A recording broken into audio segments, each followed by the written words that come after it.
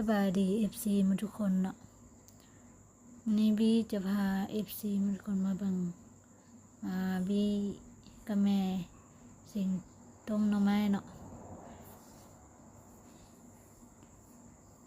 ตอนนี้มาสิงกับหน่อไม้ข้างใส่เตาทานแล้วต้มให้มันจืด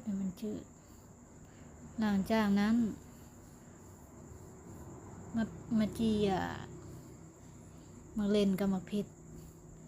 กับกระเทียมเนาะมื้อนี้จะเฮ็ดแจ่วมักเล่นสูตรแม่สิงเราจะตำแจ่วมักเล่น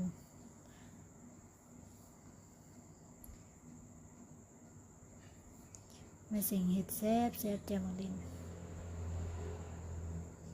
มานี้ก็มะพริกกับกระเทียมลงไปในครกเนาะแล้วก็จะมาตำนี่แมนบางเลนที่จีแล้วเนาะมันสุกแล้วก็เลยเอาขึ้นนี่หลังจากนั้นก็เอากระเทียมใส่กระเทียมเทียน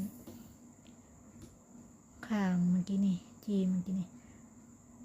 บัดนี้ก็มาตำมันนี่ตำให้มันเข้ากันตำมะเขือกระเทียมให้มันเข้ากัน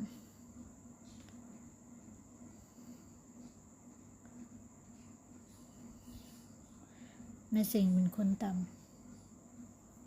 ำสุดยอดความแซ่บอันนี้บีจับมาเล่น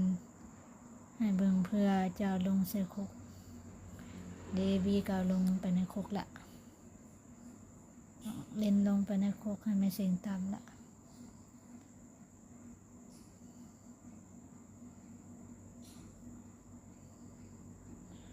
วันนี้เฮ็ดแจ่วมักเล่นกิน